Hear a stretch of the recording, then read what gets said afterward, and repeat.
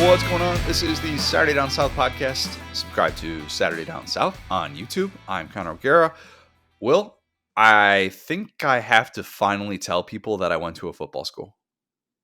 Yeah, that's fair. And I mean, we saw the tweet that came out. Indiana broke history, and all they had to do was have you pick against them. And suddenly it was like the Spartans in 300. They became superheroes and beat Oregon. Tell me the tweet that you're referring to, the tweet that came out of Indiana overcoming a 7.5 point spread that some said Oregon would cover and totally wasn't based on emotions at all whatsoever. Tell us about the thing that Indiana did to make history besides just winning a game that they literally never win. Well, for me, I was saying it was their first top 5 win on the road ever. I think it Yeah. was their second in program history. First was at home. So look at that, man. You're helping your alma mater. You're like an NIL donor. Basically, so that means they shouldn't reach out to me to ask for money, even though I was in tens of thousands of dollars in debt when I graduated. How about that? But yeah, go figure that we're living in a world in which Indiana football is going to be ranked. I think maybe by the time people are listening to this, and this could be cold takes, I think Indiana, in my unbiased opinion, probably deserves to be ranked higher than any SEC team, and there's really not any debate about it. Is that the weird thing? They have a quality win, but then you got to ask, does Oregon have a quality win? Because their quality win's Penn State. Right? So this is like the whole UCF transitive property thing all over again. Rank Indiana ahead of Ole Miss. I said it. Sorry, Ole Miss fans. There you go. I said it.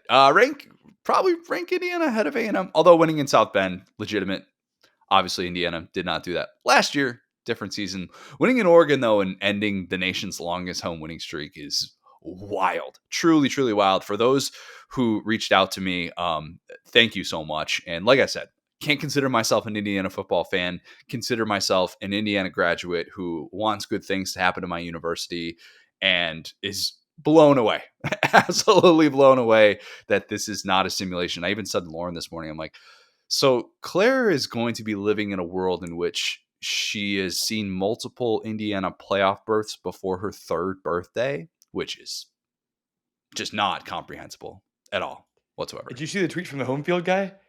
Oh, I didn't see that. I did not see that. That got lost in the shuffle on Saturday. Oh, Will, you muted yourself, Will.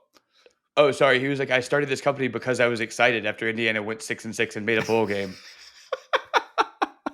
And just think, now everybody, shout out home field. Now everybody gets the benefit of all of great home field apparel just because Indiana made it to a bowl game. So you're welcome, college football world.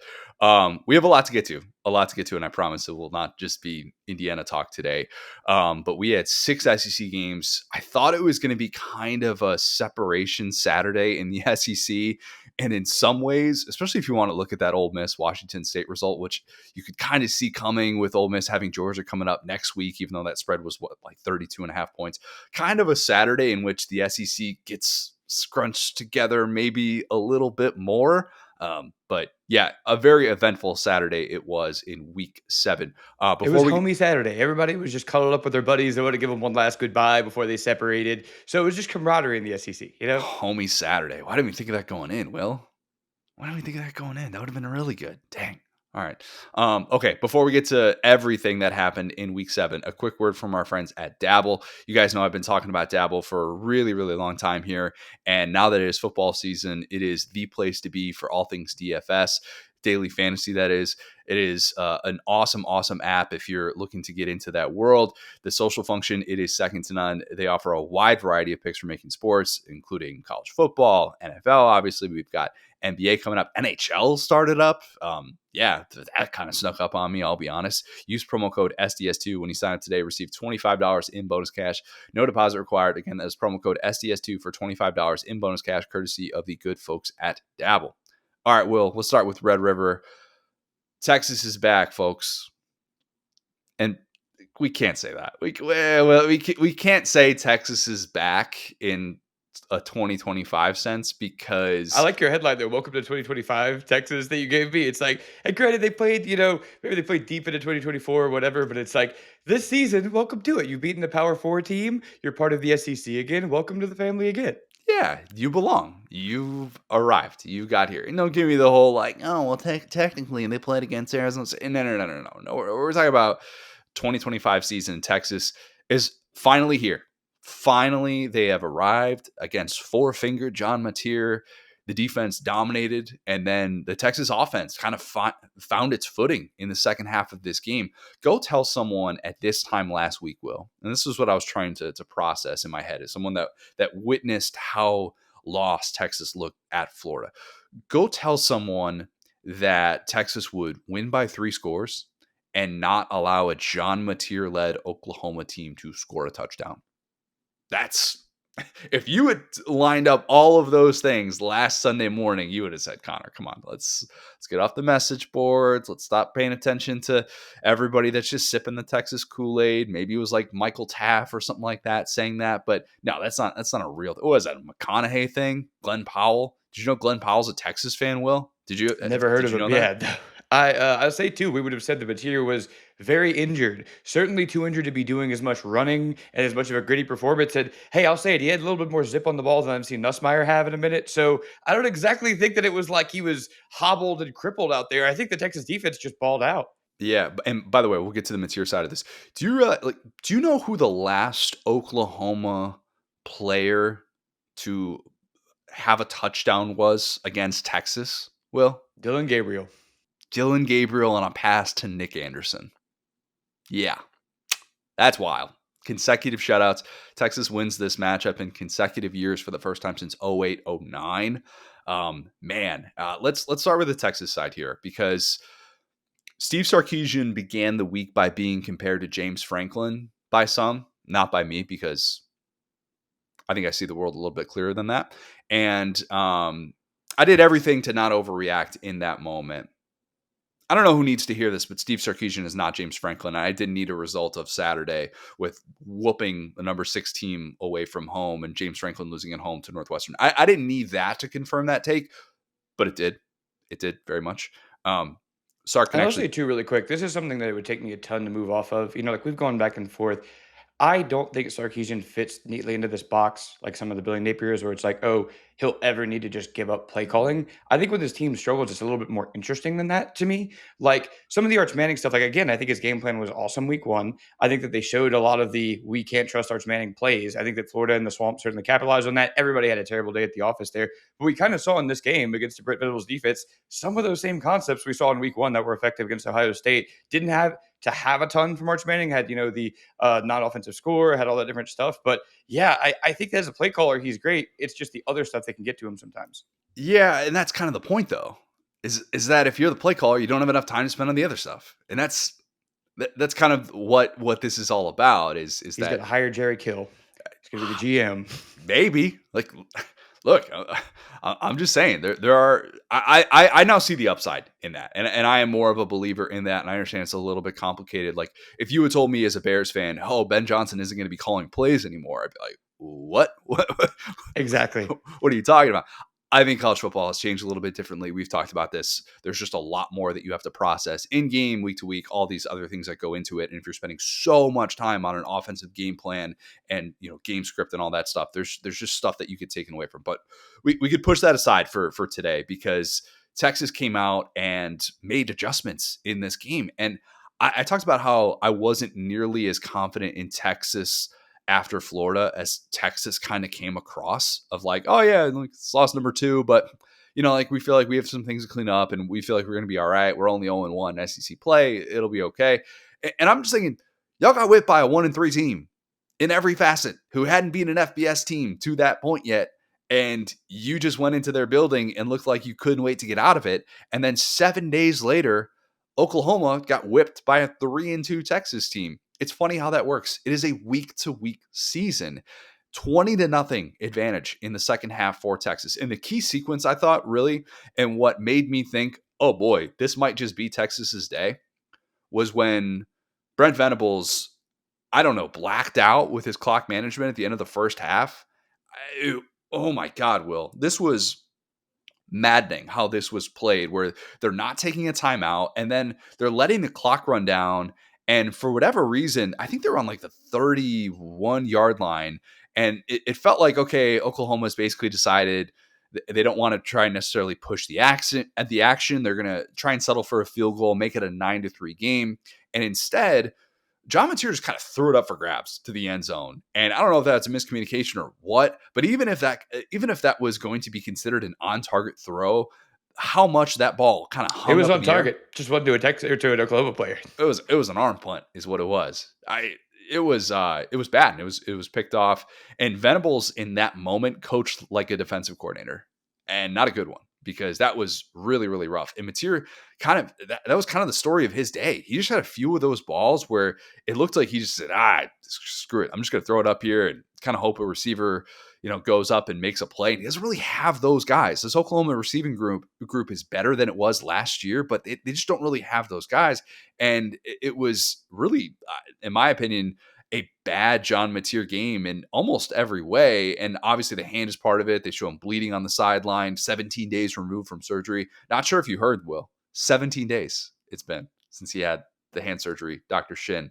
But yeah, this was, in my opinion, a really, really tough thing to stomach for Oklahoma moving forward. And I came out of this wondering, like, oh boy, do they perhaps have some more issues here that Texas just kind of exposed? Because that drive was so bad, and they really never recovered from that point on. Yeah, for sure. And I mean, the thing about Oklahoma is obviously in some of these out of conference games, outside of the Michigan game, obviously they've been running up the score a little bit, and their wins have been gritty. The Michigan game was gritty, the Auburn game was gritty. But it's funny because things just become context over time, and the context changes, and it's hard to recreate how we feel in the moment. When you go back and watch some of these documentaries, it's always looking back. With the Ben Arbuckle play at the time, the kind of I don't exactly know what to officially call that touchdown that they got that wasn't exactly legal, against Auburn. At the time, you could say it was gritty. Oh, they were just rubbing his race and welcome to the SEC. Now it's like, this is a team that struggled to score. This is a Yeah. team that within the confines of the game of football has not been able to draw up offensive success. And that was with mostly a healthy John Mateer. And you see when he's maybe not right, or if he's second guessing that. And look, he's still physical. He's still going to go out there and kind of initiate contact. But yeah, I don't really want to hear the pregame warm up stuff of like, oh, he's throwing the ball this way and that way. Let him take some contact and see what it's like in game before we kind of make that decision of how he's going to be able to play. And, you can tell there are certain moments where the ball's just not coming out of his hand the same sort of way. I'm not saying that's the only reason, but I don't think this Oklahoma offense had a great margin for error. And you saw that play out against a Texas defense that smelled blood in the water. I mean, maybe literally a little bit with that thumb, but man, it's only part of it. Did you see Booger say that looks like a thumb I'd want to step on as a D lineman? Right?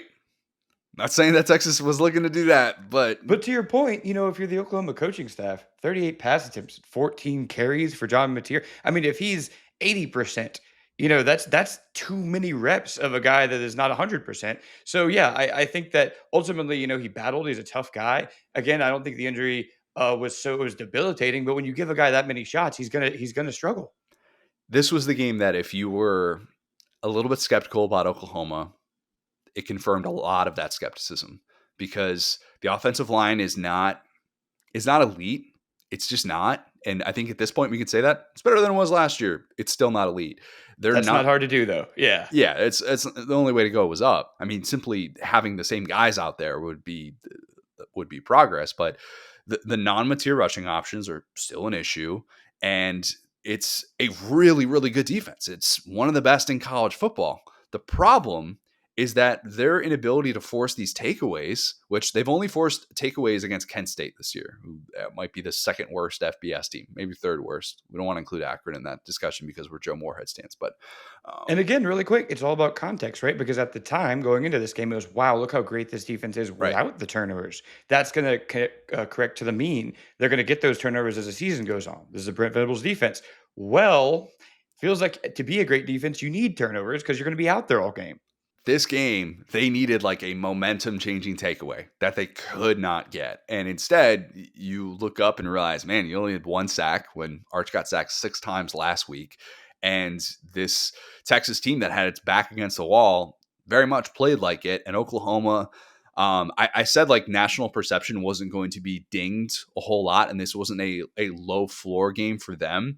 But it's still, I think, is fair to come away from this game with concerns about Oklahoma, especially knowing the gauntlet that awaits. And maybe there's some revisionist history with this question if it's being asked anywhere. Well, I'll ask you this. Is this a different game with Michael Hawkins Jr. at quarterback instead of the version of John Mateer that we saw yesterday, who PFF only had him for 4 turnover-worthy plays? I had him for like 7. I thought it could have been worse. I measure those in. How many of those Yep, did you that's have? it. About 6 of them, where it's like, oh, don't do that, buddy. Yeah, it would be different. I don't think it would be. I couldn't tell you it'd be better or that it would be closer. Agreed. But at the same time, yeah, I mean, it's I get it as an OC or as a coach. Some of that's pride, where you say, oh, if you got 2 quarterbacks, you got none. But if your plan is 2, okay, and the reason why I bring up the carries, I know they're lumped in there with sacks, hits. A sack is a hit. A carry is a hit. I think that if a team ever needed to run a 2 QB system, this would be the one where you could just protect some of those hits.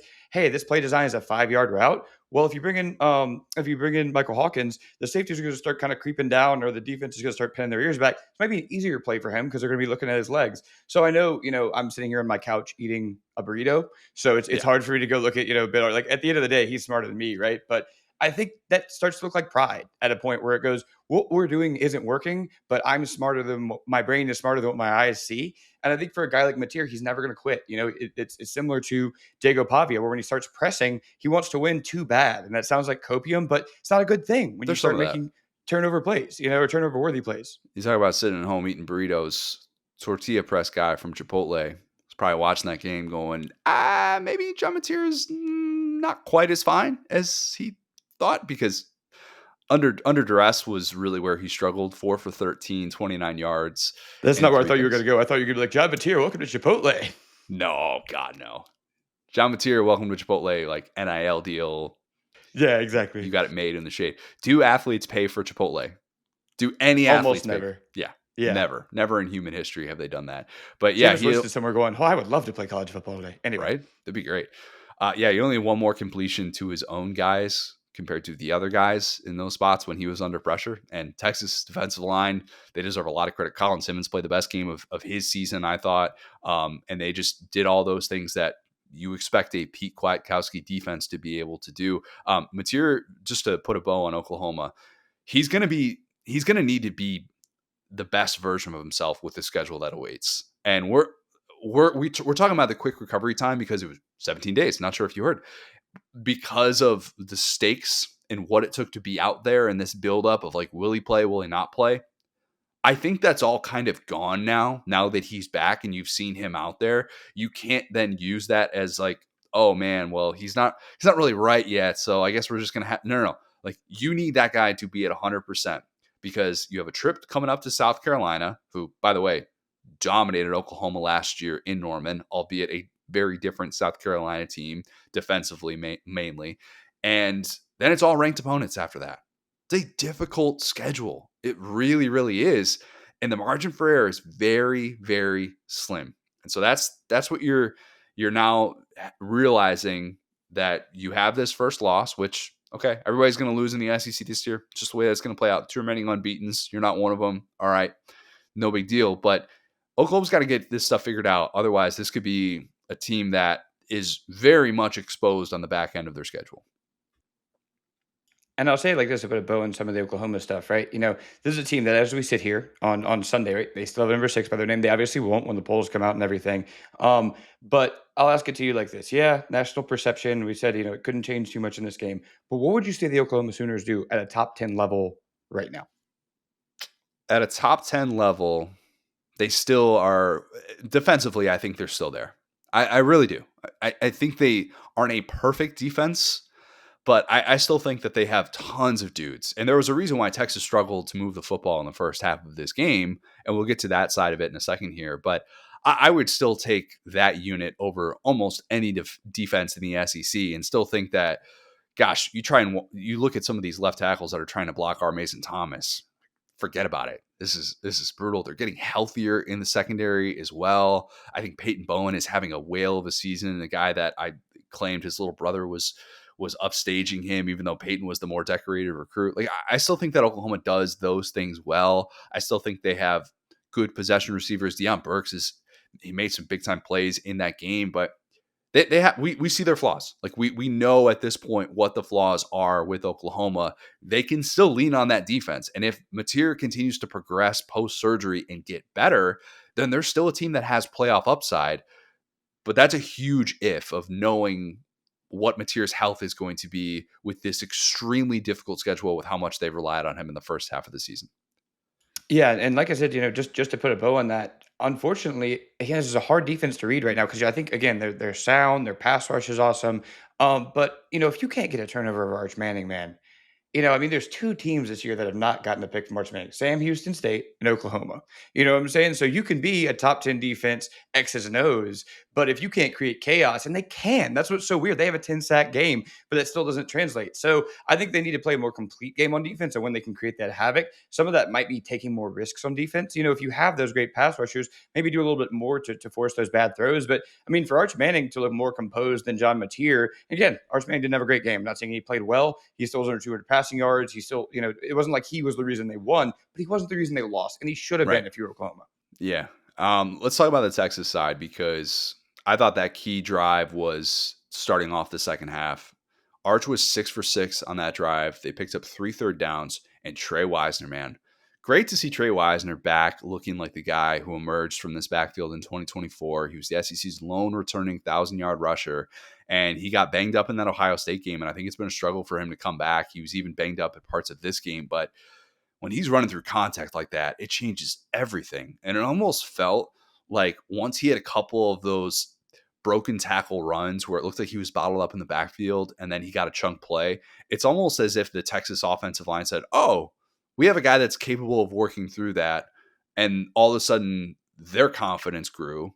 And that was a unit that looked like it finally figured out we have a lot of talent on this unit. We don't have experience, but we have talent, and they did a really, really good job. And especially on that drive where it's 14 plays, 75 yards, you basically take up half of the third quarter after that terrible ending of the first half that Oklahoma had.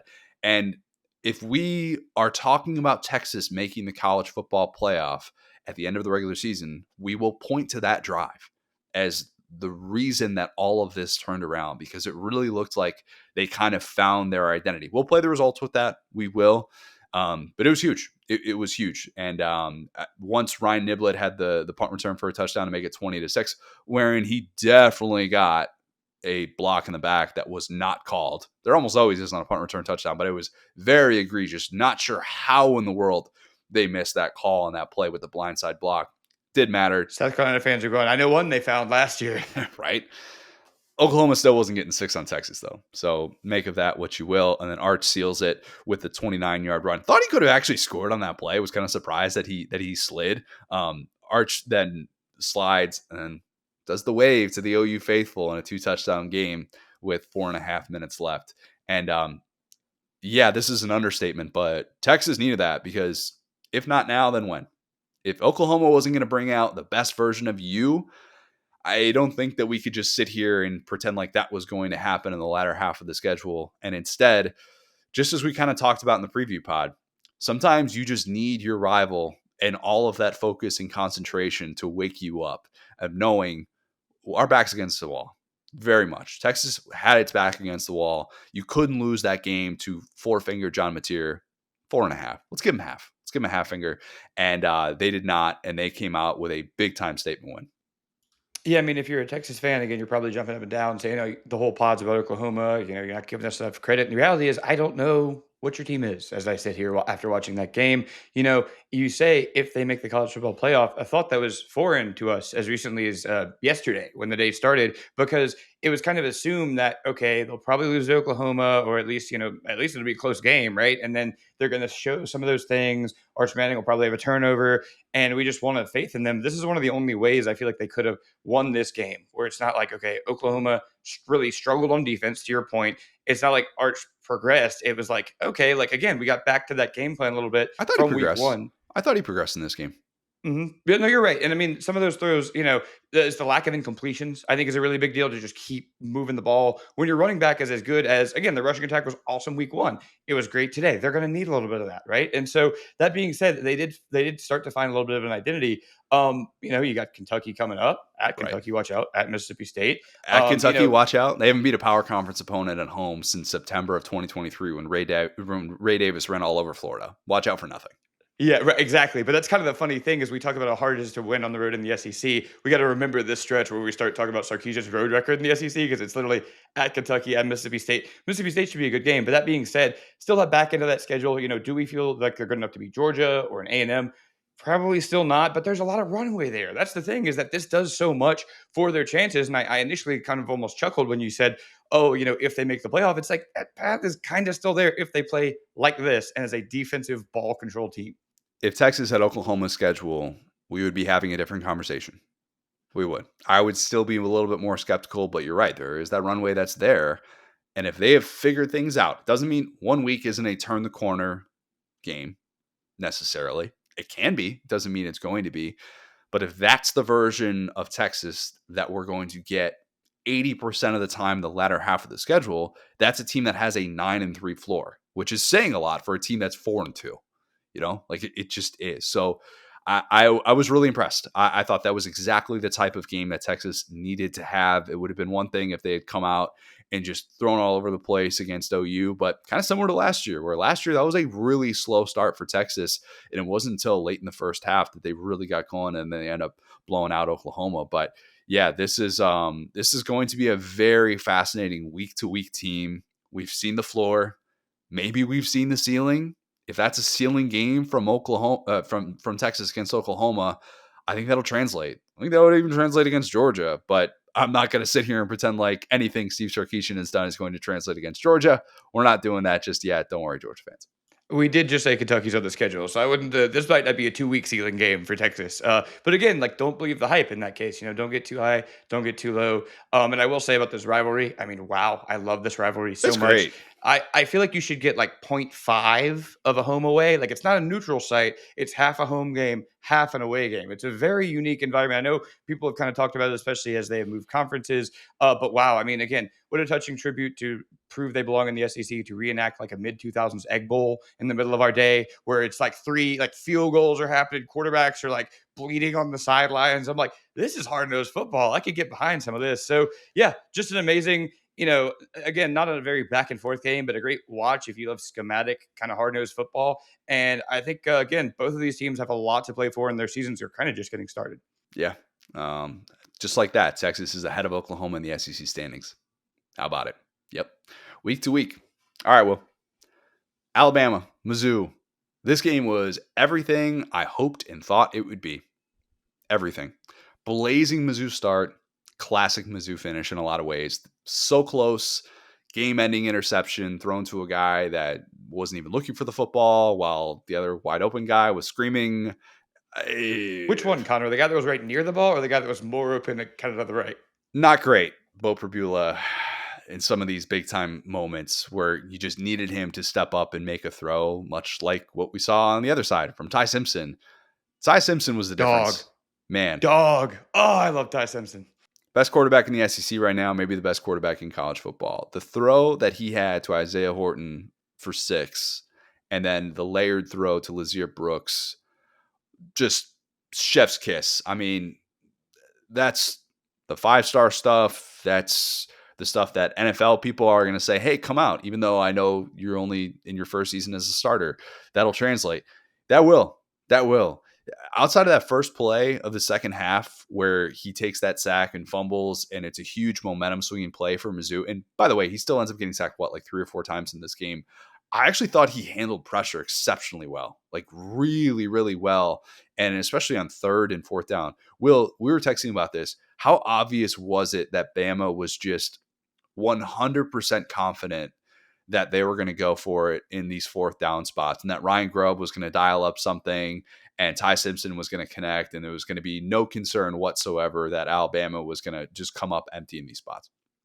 Yeah, I mean, I don't know if I've ever seen a quarterback as consistently confident on fourth down. When the third down play doesn't go exactly as you thought, okay, it's fourth and whatever. 4th and 8 was one of my texts you during like a 4th and 2, which is an obvious go for it situation. And I was like, oh, it's crazy how confident they are. And you're like, yeah, everybody should go for that. But it's the fact that you could look at Ty Simpson and he's not like, oh, he's not even really like looking to the sidelines, like, what do we do? What's the plan? It's like, all right, guys, we practiced this. You know what we're going to do. You know what we're going to do. I know what we're going to do. You know what we're going to do. Look at me. Trust me. And I mean, Bama just feels like this team. It's like, it's a Halloween season. It's like they're made of like zombies. Like it's like you get the fourth down, you think they're dead, and they just gain like super speed, super strength. That's where they become, that's where their identity is shown. And kind of exactly like we said in the preview, and we'll make fun of ourselves when we're wrong. We're certainly wrong about Texas. This is exactly what we I had talked about Texas these. winning. I was right about Texas. I had Texas True, winning. but I mean, like that, right? Where it's like a big blowout, right? Not a And so, blowout. Correct. yeah, and so like, yeah, I was wrong about Texas, and so some of these results can be kind of the other way, but this is one where I feel like we really hit it on the head, which is when it comes down to these big moments, right? When it comes down to the okay, Bama misses a field goal, Mizzou gets the ball back, they got the momentum, turnover on downs. On the other side, Bama, it's like every fourth down, they're like hungry, like they look like racehorses just sitting there in the stable, and Mizzou's defense is like, oh god, here comes that man, Ty Simpson. Here comes that man, Caden Proctor. Yeah, seriously. What Caden Proctor, I think I tweeted the play before he ends up getting the ball. Just the Caden Proctor refrigerator Perry package is incredible, and it just kind of shows you how confident Bama feels in some of these big time moments. And Parker Brailsford catch, right, Caden Proctor carry on the same drive. to be fair, that one not designed. Caden Proctor, that was Parker Brailsford and Caden Proctor get a touch in this game, but Ryan Williams doesn't. Of course, just as everybody Just drew like up. we projected. Yep. Yeah. The 4th-and-1 play that he had at Jam Miller, where it's a bootleg and they're coming around, and you're basically forcing the DB. You're going to guard Jam Miller, you're going to guard me, and he does this little flip to him. I always would bring it up with Jalen Milroe when he could make a flip in that spot. And I think there's something, and he confirmed this coming on the show.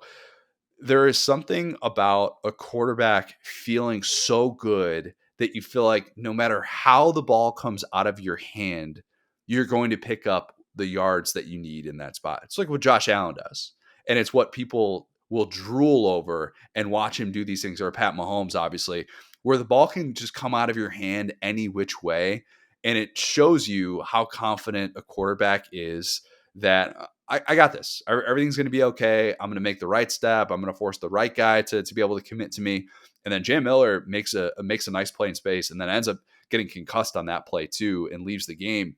And then after that, when you're thinking, well, Bama doesn't have its rushing attack there. Well, it's okay. You got Ty Simpson. He's just going to get big time conversions for you. And then sure How enough, long until Ty Simpson attempts a field goal for this team, do we think? wait, say that again. How long until Ty Simpson attempts a field goal for this team? Where he's just like, you know what? Sit down. I got this too. Yeah. Because especially after they missed the 49-yard or two. The That's what I little was texting pooch you about. punt. He's like, everybody stay on the sideline. I don't trust you. This is Yeah. me, buddy. Because you texted me when it was like 4th-and-8 from the 41, and you're like, wow, I can't believe they're not kicking this. I'm like, No, not that I couldn't believe they're not kicking this. It was that they confidently went for it, didn't think about punting, didn't weigh their options, didn't call a timeout. Like they were just locked in. They right. knew how to get 8 yards, and they got it. Yeah, and that's what you should do. When you have a quarterback that's playing that well, and sometimes, we'll go up here and we'll criticize, why'd you take the ball out of your quarterback's hands in this spot? It's one of the big things that always used to bother me about James Franklin with Trace McSorley in clutch spots. Why are you taking the ball out of his hands and handing it off on 4th-and-6 or whatever you're doing? And this coaching staff is recognizing what they have in Ty Simpson. He is in total control when he's out there. And especially after the Dante Moore loss to a certain team that came up to Eugene and won that game, if he's not the Heisman Trophy favorite, he's certainly close to it. Fernando Mendoza, also part of that. But he's just playing at such a high level right now. And I actually think the Ryan Williams, did he make the trip to Como question that you can sarcastically ask in this one, speaks more to the brilliance of Ty Simpson, because he didn't need his guy going up there and making spectacular plays. You look at all the different guys that have multiple receptions in this game. Like, that's a guy that's seeing the field. He is seeing the field. He is trusting in his offense. He's not just blindly saying, I'm going to target this guy, even if it's double coverage, which is something that Bo Perbula was doing, or he wasn't on the same page at certain points. And that's rare. And it's really, really rare to get that out of a first-year starter who I know he's in his fourth year at Alabama. And people will say that he's experienced, but he's not. He's not. And to me, that's what makes what Ty Simpson is doing really, really impressive. Yeah, I mean, and we kind of hit on this, right? Like this week, let me just double check my counting skills here as I do go to art school. 1, 2, 3, 4, 5, 6, 7, 8, 9. So they had 9 different players catch a pass in this game. Last week they had 8 different players catch a pass. I kind of hit on it then. This is a night and day difference. This is exactly what I kind of talked about we talked about in the offseason about Ryan Grubb, what he brings to this team. Where last year it was literally Jalen Milroe, which is number one, his legs, and number two, Ryan Williams. And if both of those things, or if even one of those things was not working for you, if Ryan Williams didn't have a good game, if he was, concussed or, whatever on the sidelines, all you had was Jalen Milroe's legs.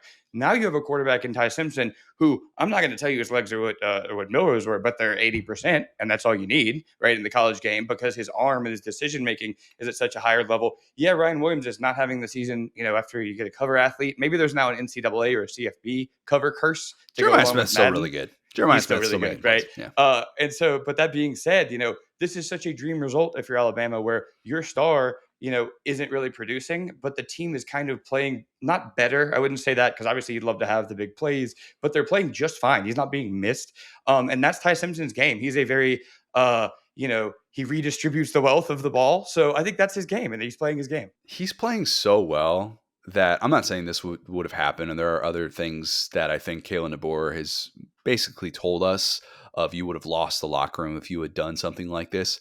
But with how well Ty Simpson is playing this year, I do find myself wondering what it would have looked like with him in this offense last year, albeit an offense that did not have Ryan Grubb as the play caller.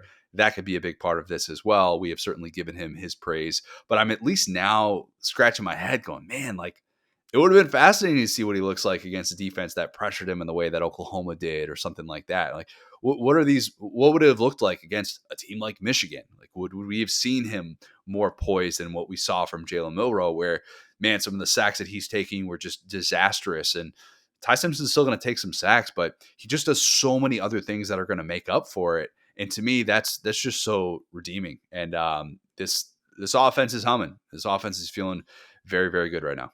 Really, really quick, I'll say one more thing about Milroe. I think that happened exactly the way it needed to. Unfortunately, I think his role in this Alabama run in the DVD, as they say, he was a little bit of the sacrificial lamb, right? Because if you get a guy out there who, the offense schematically wasn't as good as it is this year, right? You were kind of moving some guys in, moving some guys out. Some guys were saving guys, some guys were not. The defense was not as organized, even though they finished pretty well.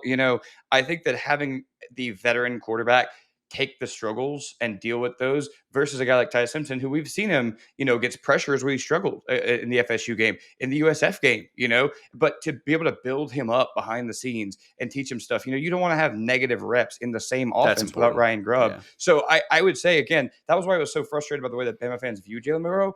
Thank him for taking all these hits and taking all these losses and taking the brunt of that for your team, because now Ty Simpson gets to progress and gets to get credit with the wins because of his sacrifice, Yeah, I agree. I don't think I want on record. I'm not saying I think Ty Simpson should have been playing last year. A lot of other things associated with that, as a captain who sticks with you and you're an offensive minded coach. You want to do right by him. You want to put him in the best position possible. And you understand that this is a team that won an SEC title with Jalen Milroe. And it's not as easy. It's one thing for Nick Saban to take out Jalen Hurts in a national championship game at halftime when he's the head coach and these are all his guys. But it's a different dynamic that you're trying to battle against when he is the guy that's ingrained and he is such a big part of your team's culture, identity, all those different things. So I want that on record. But do think that we need to at least add some context to this Ty Simpson run here and how remarkable it is to see what they're doing and what they're doing against quality competition, Will.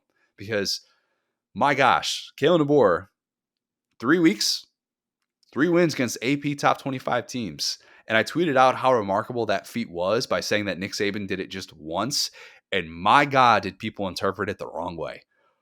I had so many people in my mentions that were claiming I disrespected Saban, that I'm putting Kalen DeBoer on the same level. How many chances did Saban even get? He got 3. He got 3, as we outlined in the preview pod.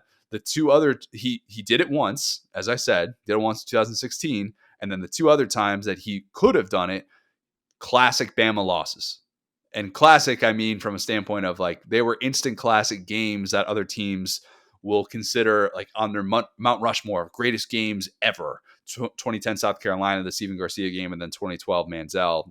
His entire life changed after that, of course. So, like, context, okay? Context. I am just putting that in perspective to show you this does not happen often, okay?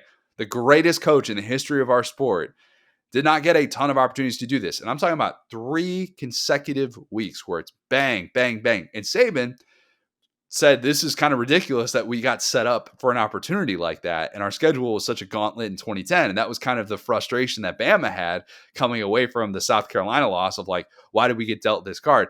And go figure that when Bama did this in 2016, Mizzou and Vandy were also part of it. It doesn't usually happen like this because the schedule isn't usually, oh, you're going to go play Georgia and then you're going to go play LSU. Like, Bama's schedule is not constructed for that. So that's why they often put bye weeks before those specific games as well. Exactly. So I am not saying that Kalen DeBoer is on the GOATS level. I am just trying to give the guy credit for doing something that is remarkable. By the way, Shane Beamer did this exact thing last year. Very, very impressive. It is. But anyway, Kalen DeBoer is now 18-3 against AP top 25 teams as a head coach. 18-3. Unbelievable. Now, I will say, that's the scary of some of the Saban stats, where it's like, I text you, there's so many ways to qualify it, minimum number of games, win percentage, but all I can say is wow at that. I mean, the games that you need to show up for, and like I had tweeted out, it's like, hey, the good thing about the college football playoff is you can't get crept up on by an unranked team. Everybody is ranked there. That is Kalen DeBoer's playground. And yet there are still people that the next game he loses, they'll be saying, you know what? They're going to pay a $60 million buyout and fire that guy. No, just no. He's 13-2 in the black hoodie. That's a cheat code. The black hoodie is the discovered cheat code for him. Dude should shower in that thing, as far as I'm concerned. And I'll say too, really quick, just about these wins, man. I mean, again, Dago Pavia, revenge game, hard quarterback to tackle, great communication, running quarterback, something that has been a struggle for not only this defense, but Nick Saban. You talked about the quarterbacks that he struggled against. Manziel, Cam, Steven Garcia, guys that had that little bit of wiggle to them, right? Not that Garcia's on those guys' level, right? But point being, same deal here. Perbula, right? On the road where they've been so good. Perbula, mobile quarterback, right? Ahmad Hardy, best running back in the SEC, I think still. I think best he just in college didn't get football, the carries in this game, right? So, like, point being, like, these are real teams. Some of those teams that you talked about kind of fell off after the Bama loss. I would anticipate at least 2 of these teams. I mean, Georgia will finish ranked. I think breaking news here, guys. So at night at Georgia for the first time since 2009. Nobody had won at Georgia at night. And there were people that there were mentions like, well, let's see how good these teams are at season's end. It's like, the Georgia win alone is being part of this, is the jump start win. Like, what are we talking about here? Georgia fans doing the superhero meme where they're like, well, I don't want to discredit Georgia, but I want to discredit Bama. So how do I do this? And so, yeah, I mean, again, beating Georgia, going 2-0 against Kirby Smart, 2 running, gritty, mobile quarterbacks, 3-headed attack for one of them, Cedric Alexander for the other. Like, it's not just a quarterback like Mateer style where he's the one running the ball if you stop him. It takes communication. And when you see in year one a veteran safety is screaming at your defensive coordinator in a loss to Vanderbilt, this is what progress looks like. Okay, it's communication on the road in Como, with your back against the wall in these big moments, and they looked awesome.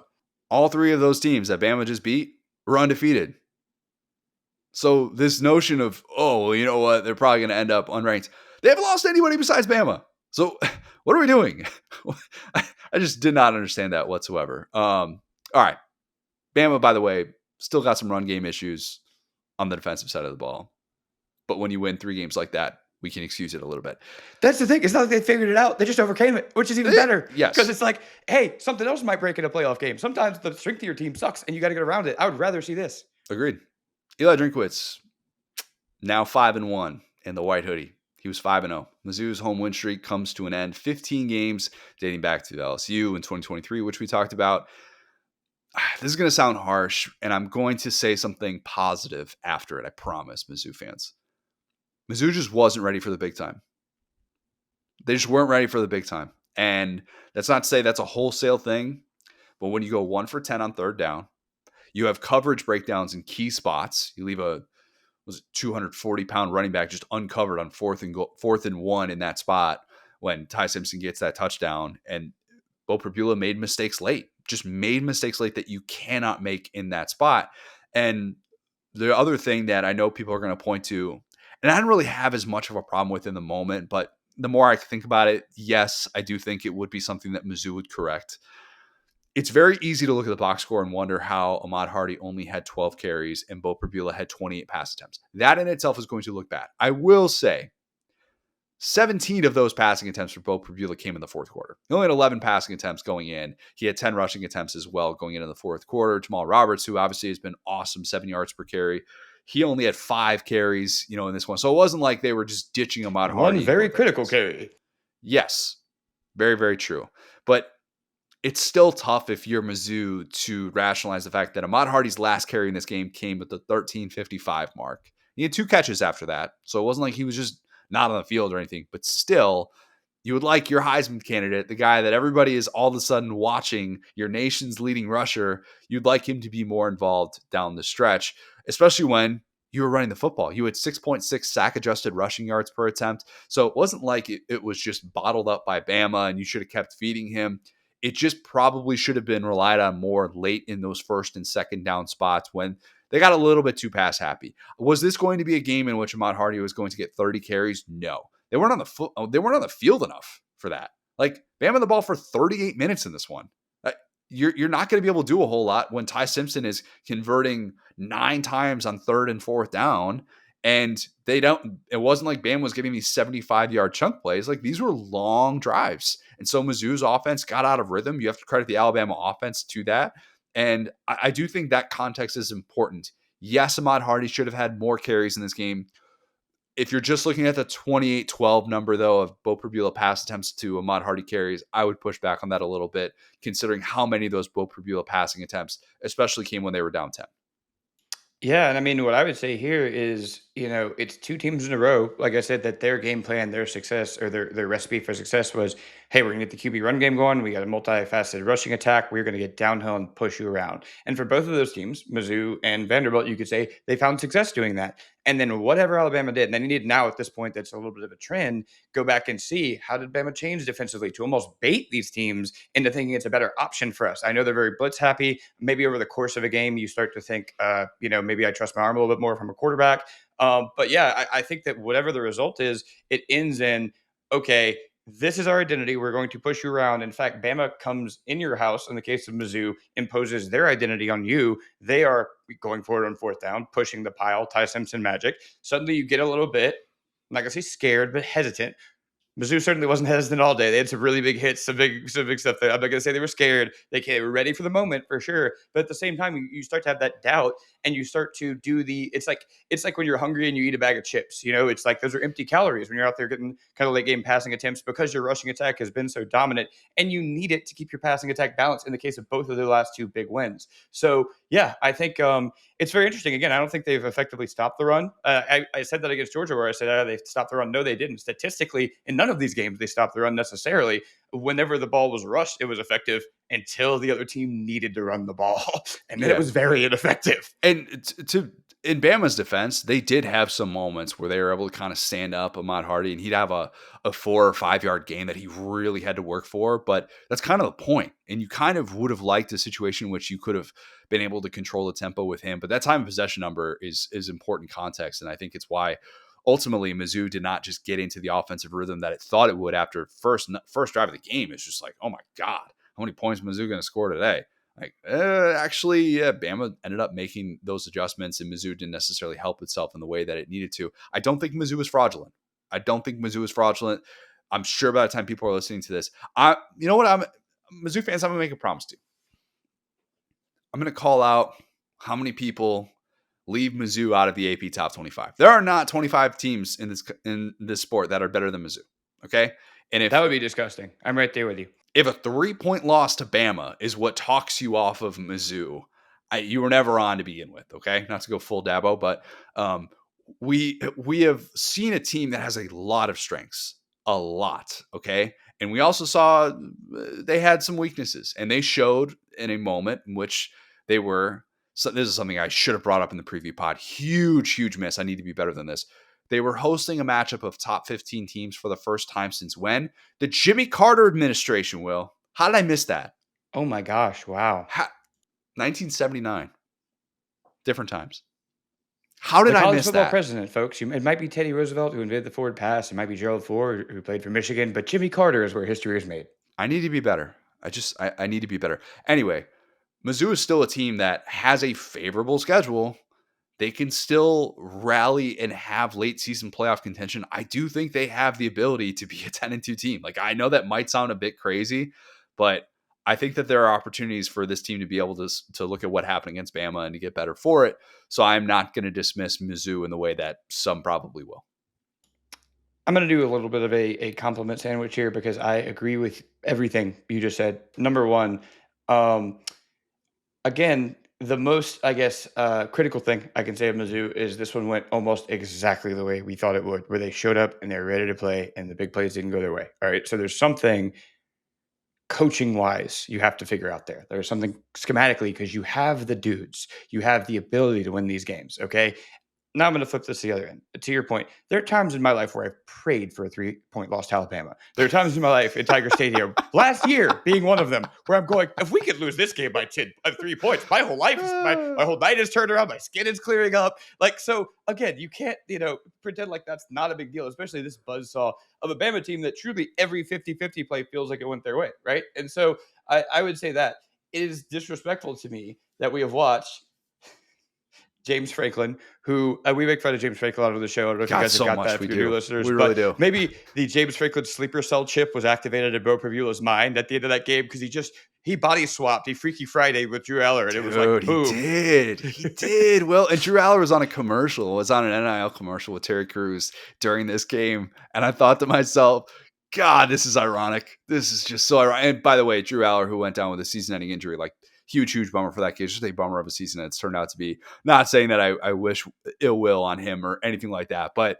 yeah, at that point in the game, it was very Aller-esque to make a mistake like that. Yes, but that being said, I don't understand why Penn State has gotten the benefit of the doubt for 10 bleeping years, where they lose games to teams like Alabama, in their case, Ohio State or Michigan, where they lose all of these games, and yet they're still in the top five. They're still, everyone's like, what a sound team. Their defense plays hard. They beat nobody. Whereas Mizzou, it's like, hey, we're kind of on, like we've talked about, like if Jaden Daniels and Ty Simpson, both of whom may win the Heisman. Right now, again, I'd probably vote for Ty Simpson based on how he's playing. Two of the best quarterbacks in the SEC in recent memory are the only ones to come into your house. Oh, and by the way, neither of them were night games. They were the only ones to beat you. You feel awesome. And so I would feel disrespected if I was Mizzou because guess what? It's really hard to beat Alabama. That's why they haven't done it in a very long time.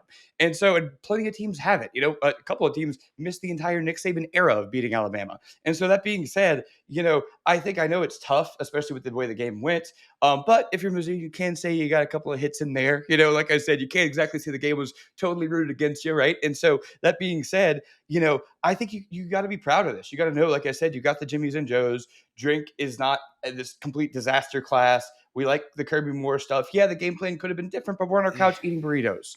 So you had them and you let them off the hook, in my opinion. But it's better than never having them. Trust me, I know.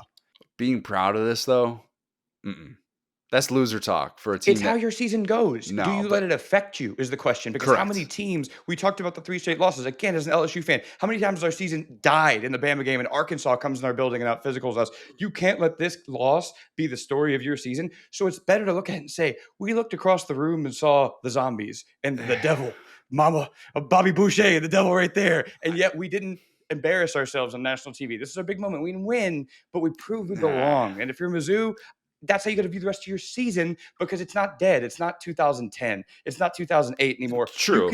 You still have a shot in this conference. It's unfortunate sometimes when we think about how we used to view things, but it's very true. The only time that this is a loser game is if you become losers after it. True. Very true. Everything's still in front. All right. Deep South Souls rivalry. I don't mean to speak with hyperbole here. But when Greg McElroy said that he had never seen a game flip on a dime quite like this one, I challenged myself to think about how that would even be possible. Van Pelt said that too, by the way. I think they're right. I legitimately think they're right. I was racking my brain to think if you could just draw up domination from one team and just total hibernation afterwards, what would it look like? It would look like what happened at Jordan-Hare on Saturday night. That was to a T. One play, everything changed. The Jackson Arnold fumble. I'm going to put in air quotes for you, Auburn fans. Subscribe to YouTube if you want to see me do that, not just audio only. One play changed everything. And just to paint the scene for those who missed this, it's looking like Auburn is about to push its way to a 17-0 first half lead. End of the first half. Jordan-Hare is rocking because Georgia had 12 plays for 20 yards in the first half to that point after a very tough start. I think we can say to SEC play it's been for Auburn, the way that they've lost those two games on the road to Oklahoma, on the road to A&M, games in which they were in, but they couldn't make those plays down the stretch to be able to win. That was the exact type of start that you could say, this can snap us out of our funk and this can be a different type of season for us. In real time, as this is happening, I did not see the CJ Allen punch. I don't know if you did. Watching this live, I was like, I see a scrum. I see a scrum. That's all I can see. But it's ruled a fumble on the field, which was important. Very, very important, as we found out. The replay shows the CJ Allen punch from the pylon cam. It also, in my opinion, showed the ball crossing the plane, which that's all that has to happen, is as long as Jackson Arnold in his arms is able to have a football that looks like it is crossing that little tiny white line. You guys understand football. Instead, though, the replay upheld the ruling. And the irony is that officials, in my opinion, messed up both ends of this play because I thought it should have been a touchdown for Auburn. And if it wasn't, then it shouldn't have been whistled dead because Georgia would have returned it 100 yards the other way for a touchdown to make it a 10-7 game. I'm rewatching this as you're saying this just to be sure because it got Zapruder filmed in the heck, right? It got like different angles. Nobody talked about that. That's a really good point, though. Well, here's the thing, and I got so mad watching this. How do we not have a sky cam on that? We're talking about a multi-billion-dollar industry here. I watched so many of these games on Saturday where the announcers or the replay official that's in the booth, they're just talking about, I guess we don't have a good enough angle to do that. Not good enough. Not good enough. I'm not going to be microchip the football guy all the time. That is too significant a play that could change lives. And instead, we're just like, this is not a good enough play. It's just on the goal line. It's on the 1 yard line, even though everybody knows where the football is about to go. How do we not? In my opinion, we still had probably a good enough angle with the zoomed in Zapruder, but apparently the officials couldn't look at that and make a determination that it was overturned. It was worthy to be overturned. I was kind of baffled watching that sequence. I truly was. Yeah, I mean, I know it wasn't, the same window or whatever, but I've never yearned for the CBS prison tab. Give me Vern and Gary, end of their career, calling guys the it's Herschel Walker out there. If you give me the NFL cameras, like that's all I got to say. It doesn't affect the gameplay. But yeah, I'm right there with you. I mean, I think that officiating, unfortunately, is the story of this game. I mean, it just is. There are some games that you could say you could overcome it, but there are just enough weird, and there are multiple. I mean, 4 or 5 kind of egregious things within this game that you're like, to your point, it's the first time ourselves, lots of national guys have seen not even just officiating decisions, but specific plays where you're like, how does that happen? And so this feels like are you aware of like the metaphor, like when they say like split the baby from the Bible or whatever? Yeah. Look, I do think that this was the type of game in which Hugh Freeze had every right to be upset. Yes. Wait, let me finish. Cause I want to leave that unclear. Have you heard like the thing, like the story where it's like, hey, there are 2 women that says that's my baby, and like King David says, okay, well let's just split the baby, and the real mother was like, oh my gosh, no, and that's how they figured it out. Well, it's become like obviously a metaphor, and I say that to say that call was a split the baby call. It was either it's a touchdown one way or it's a touchdown the other way, but neither of those is the result that we got. Right. Neither of those is the result that we got. So either side can look at that call and say it was wrong. If you're Auburn, it's like, hey, you had a lot of opportunities, but when the place is rocking at home, you have the chance to get up 17-0. You shouldn't have to defend, the smaller lead. So I really do get it, man. And I'll let you pick up from there. I didn't want to leave that there. That sequence, though, if we want to get biblical and talk about the college football gods, that just shows me the college football gods are no longer Auburn fans, because the way that this season is played out, I've talked about Jordan-Hare magic is not a thing anymore. It's just not. And you can't convince me of that when this team is now 5-14 against power conference competition at home post Gus Malzahn era. And 2010's Jordan-Hare gets that call 2010's Jordan-Hare doesn't even have a review for that call. It's a touchdown, and Georgia fans are like, wait a minute, why didn't we get a review? And then we're like, well, it's Jordan-Hare magic. No big deal. Not only does 2020's Jordan-Hare not get that call, it can't pick up Auburn off the mat after that. It just can't. 20 unanswered points for Georgia after that point. And you could argue like, okay, there were other egregious moments in this game of Kirby Smart definitely trying to call a timeout and then telling the official afterwards that he was just clapping and he actually wanted the delay of game penalty. Hold on. If we're going to transition there, okay, because you made a really good point about kind of the vibes, and I feel like if you're Auburn, you're seeing something that is very hard to accept, right? You talked about the 2010s. Our whole lives, my whole childhood, Auburn was one of the haves in college football, let alone in the SEC, right? Where you feel like, okay, maybe you get that call, maybe you get this and there. What they have seen in these big moments, in the Oklahoma game with the Arbuckle thing, with here, is that they have started to slip out of that tier with the Alabamas and the Georgias. And I'll transition to here really quick, right? Now, I have some more stuff. Wait, are you saying Auburn is no longer good enough to get the benefit of the doubt with calls?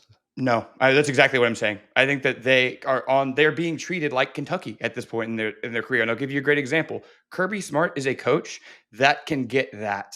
Where they go, okay, sir, what did you mean there? What did you mean there? Whereas if that were a random coach, if that were Lebby, dude, timeout, shut up. Yeah. Timeout, shut up. What are you? I'm going to flag you if you keep yelling at me like this. Get away, sir. Separate. I'm throwing you out of this game. Don't talk to me. I'm an SEC official. But their coaches, Gus Malzahn, earned that.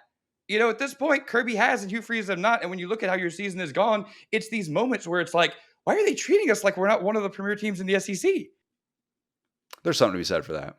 There's something to be said for that. I think Auburn's feeling that very much. I mean, the Oklahoma thing, too, to have a statement that night saying that call was missed is really, really tough. And look, 17-0 is way different than 10-0, and you think you have this huge lead, and all of a sudden you're like, wait, we're not up 3 scores, and we're an offense that has struggled to keep its foot on the gas. Is going to be really tough. And you do have to credit Georgia, though. You do have to credit Gunnar Stockton for being tough as nails. My God, his ability 100%. to take hits. Like he takes these hits and gets these throws off, and 2 of which, by the way, Auburn gets flagged on for unnecessary roughness and whatnot. But this to me, though, was more about the Georgia defense making adjustments and just completely taking an SEC offense out of the game in the second half. Once again, Georgia has allowed 24 points in the second half of its 4 SEC games, but it shut out Bama and Auburn in the 3rd and 4th quarters, which is no small feat. It's really not, especially like with everything that Auburn was doing successfully against Georgia early on. And that's how you get to 3-1 in conference play, even after falling behind by double digits in 3 of 4 games that you've had in SEC play. That's a testament to what Georgia has been able to instill. And they are a team that knows how to respond in these spots. And quite simply, Auburn is not. Is that harsh? Is that harsh to say that? Auburn just can't handle adversity. And I'm not saying that adversity was deserved. I'll tell you, Auburn should have been up 17-0 in that game. But my question is this. Where is this us against the world mentality that Auburn needs to have? Hey, this thing sucked that happened. We need to be able to move on from this and not make this the story of the game. Because how is it that Auburn looks so defeated in the second half of that game? I mean, do you see the yard differential after that play, Will? The yard differential was 364-49 after that play. And Auburn's second half drives were 5 plays, 17 yards, failed 4th down. 3 plays, -2 yards, punt. 3 plays, 6 yards, punt. 3 plays, 4 yards, punt. 9 plays, 25 yards, failed 4th down. Terrible. Where's your offensive backbone? We can talk about bad officiating. We can talk about that, Auburn. We got to talk about how your offense just does not handle adversity. And when it's not in rhythm, it's a disaster. And Georgia made those adjustments that just for whatever reason, Hugh Freeze and his litany of play callers could not figure out. And they kept showing Glenn Schumann. My God, if you took a drink every time they showed Glenn Schumann in this game, blitzed. Absolutely blitzed. But man, Auburn just doesn't help itself.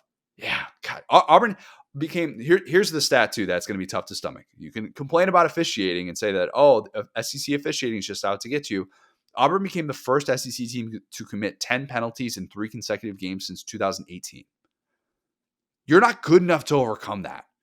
And that's clearly the takeaway so far with how Auburn has started SEC play. Yes. I mean, a full half of football should be enough to pick yourself up off the mat, right? It should be enough to not have your athletic director assailing, officials leaving the You game. at halftime too. Couldn't you have gone into halftime and said, guys, that sucked. That happened. And maybe that did happen. Your team did not come out looking like that though. Yeah, and like that's kind of what I hit on with Mizzou. It's that in this modern age of college football, it's did you take a loss? Did something not go your way? Or are you a loser?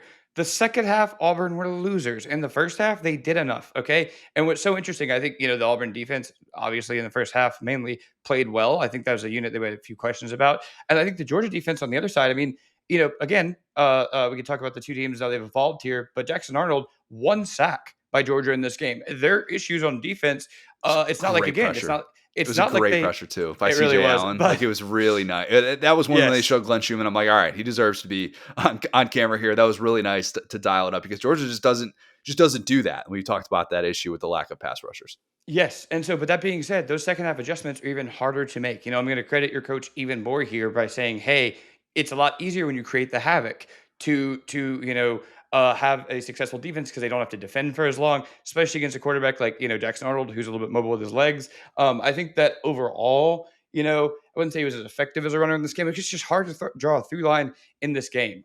So can we go back and talk about the timeout? I feel like we kind of grazed over that. What more do we need to add to it? Because I kind of feel like Kirby got away with one. He's very clearly trying to call a timeout, said he was clapping, and he wanted to have the delay of game penalty and not waste the timeout. Now Georgia ends up winning this game by 10 points. So what did the timeout really mean in the grand scheme of things? Not as significant in my opinion, not nearly as significant as the goal line fumble. Very much so. Yeah. And I think it's just, like I said, it's the most blatant example of what I was talking about with the haves and have nots. And I think that, if you're a Georgia fan, some of the experience, and you can kind of relate to this as a Cubs fan because it was a similar experience for a long time. It's we're chasing this championship. We have all these resources. They broke through, right? So same deal. The curse is broken, right? And so Georgia has gone from being this team that was very, even though they were, they had the resources and the history and all that, they were relatable, right? For me, like an LSU fan, to now you're the winners. Now you have the target on your back, right? And so I'd say it like that. You are getting this treatment from officials. You are, the spotlight is on you. So at the same time, we got to be real and we got to be stewards of the game when something like this happens and just acknowledge reality. Because if I'm going to sympathize with you, and when you start to go back to these old habits of, oh, Georgia, Tyler Simmons, oh, things always don't go away. We don't get the night games. I get that. Like, I want to be on your side. But whenever something clearly goes your way that is helping you, that breaks kind of your opinion of the world is out to get us, you got to just say, we got away with one. And it's cool to be Georgia sometimes. It's cool to be, I can't say the new Alabama anymore because the old Alabama is the new Alabama, but to be, the class of the SEC over the last, 5, 6, 7 years. And so that being said, I think everything doesn't have to be a conspiracy theory. We can go back and forth on the fumble, but I think where we start to lose credibility as, journalists, whoever it would be, is on the timeout. And I saw so many people that I was like, hey, and granted, there were some Georgia people who were just real about it and said we got away with one, but so many people that were talking about not the action. So many people that were talking about, well, did you consider this? And hey, the clapping thing, the Auburn player was clapping. He was clapping, okay? But at the same time, if we could, bemoan new officiating and talk about, oh, the SEC changed the D-line shifting because of us, the world's out to get us, and I can agree with you, and I can think clapping is silly, okay? You can't then go, well, duh, he was clapping for 2 seconds. Let me get a penalty. It's like, that's not how this sport works. And so I think just be happy you won. Don't think the world's out to get you. Be happy that your team has championship DNA and that when the game was there for the taking, you absolutely did. And you blew the doors off of this team when it mattered. And I think Georgia fans are happy. I think they are happy to survive Jordan-Hare, especially after the way that things started. And the good news for Auburn, if you are still feeling jaded by SEC officiating, your upcoming schedule, home against Mizzou, at Arkansas, home against Kentucky. Those are the next 3. If you're still snake bitten by SEC officiating against those teams, it might be you. It just might be you at that point because those are not exactly the teams that everybody's like, oh, those are the teams that get all the breaks. Nah, that's not the way that works. The problem though is that while the schedule does open up for Auburn after a really, really difficult start to SEC play, if Hugh Freeze loses to Mizzou at home, which is very realistic possibility, those optics are going to be a nightmare to be 0-4 in SEC play. And that would be really, really tough to stomach after the week that's been. So that's a little good news, bad news for Auburn. And meanwhile, Georgia is going to host Ole Miss in a revenge game. Should I just pencil in Ole Miss for a double-digit lead early? Should we just put on the scoreboard 14-0? Just spot them 14. Lane's opening script. We all acknowledge that's. I don't know what those odds are going to be for Ole Miss, like first touchdown, or first score in this game, first quarter points, what the over-under is. Ole Miss scoring touchdowns in the first quarter of this one, and Georgia fans are probably just like, yep, whatever. That's what we do. Yeah. And just to put a bow on this, luckily Auburn, I think at this point isn't worried about optics because every week they have something insane happen to them. Again, the AD I think was, I would say, a new low. But I get it. And I do want to be a little bit more positive to Georgia. Like I get that. Like I said, I think that, especially in the second half, great game plan from Bobo. I think that this team is really embodying the Kirby. Yeah, like it's really embodying the Kirby Smart, Glenn Schumann, Mike Bobo. Like this is their style of team, where it is like a modernized version almost of like the best version. It's almost like the spread stuff. It's like Bobo kind of got lost in the weeds, and now he has found like football has kind of returned to the mean with some of the more power packages and the way that they're able to swing the ball out, the way they're able to limit mistakes. I think is really impressive, especially in a road atmosphere like that. Funny enough, Kirby did say Jordan-Hare, which I thought was pretty funny after the game. Yeah, what are we doing? Come on, Jordan-Hare. Wait, Jordan-Hare? Come on. Yeah, Jordan's hair. Anyway, so point being, like, I will say, like, these are the hard games to win. Like I said this at LSU, Florida. It's like an SEC win is an SEC win is an SEC win. The haunted Jordan-Hare, in October, it felt like it was going that way. It felt like it was going like the old way. And I think that again, if you're an Auburn fan, it's a lot to reconcile with. Where you've had a couple of these games under Hugh Freeze, and the way he summarized it perfectly was, "We just find a way to lose." And I think that's so accurate because it could be officiate whenever they have a reason to lose, they find it. It could be quarterback play, defense, whatever it would be. And so I think that's I'm not going to try to do a morality thing about Hugh Freeze having the moral high ground, right? But at the same time, be happy and a little thankful that you win this if you're Georgia. And if you're Auburn, again, you're amid 4 of these straight ranked games. And that's easy to do when you're not a ranked team. So at the end of the day, I feel for them to a degree, but they did kind of make their bed. They're 0-3 and they need to win this next one. And to your point about Arkansas and Kentucky, I don't think Freeze is getting fired midseason or anything, but it's just hard to put together. You don't?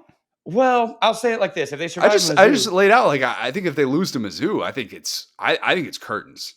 I think he'd be canned. I think the fan atmosphere would be so bad if they lose that game, especially at that game's a night kickoff. Yeah.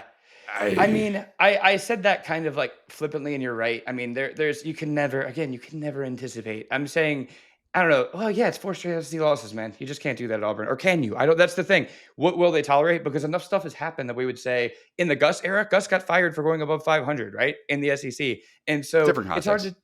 Right, with 2020 season, like I get it, but it's still a lot of SEC games. And so, point being, it's just hard to reconcile where this team goes. And I think, how about this? From this point forward, this is Auburn's identity. If they accept this, if they get better, if they get rid of Freeze and hire someone different, that will let you know as to how that coaching search goes and all that. But I think we're kind of getting to the end of this version of it because we had lots of hope for Jackson Arnold after the Baylor game, and running out of time. Turn out into hopium. Yeah, you're running out of time. All right, we still got 3 games we got to get to, so we'll go through these a little bit quicker here. Florida and A&M. Will, you're never going to believe this, but Billy Napier did not beat a ranked team away from the swamp. Crazy. Couldn't have seen this coming. One had a chance to actually 7-point game against an A&M defense that had been pretty much lights out in the gotta have it spots post first quarter. Billy Napier decided to go for it on 4th and 6, middle of the field, and Scared money don't make money. I get it. You also did not have any real offensive rhythm going. And in that spot of the field where the A&M pass rush was getting home, and I don't like to just do the revisionist history thing. I like to actually say how I feel out loud in these moments, so that way I can't do revisionist history. And in that moment, I'm like, this doesn't seem like it'll work. And I think Florida fans felt that. And sure enough, A&M gets a pressure. Lagway sails the throw, basically curtains from there. Florida didn't score a touchdown after the first quarter. That's tough. It's tough because Billy Napier in those spots struggles mightily. That's well documented. 5-16 away from the swamp overall. Billy Napier is at Florida. He is now 0-14 against AP top 25 teams away from the swamp. That includes neutral site. And I get it. The stretch is insane. Okay. It is the first time that we have seen, they brought this up. It was the athletic trivia question. First time since 1968 that a team faced 4 consecutive AP top 10 teams in the regular season. Florida did this with a one-legged quarterback, and it wasn't 0-4, which is the good news.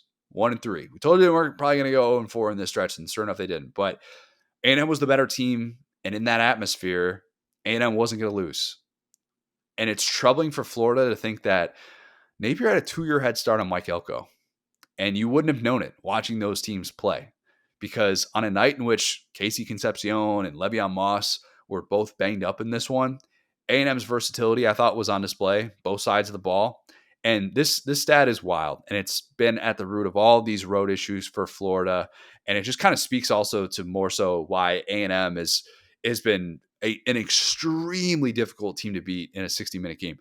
Florida was 1 for 11 on third down in this game.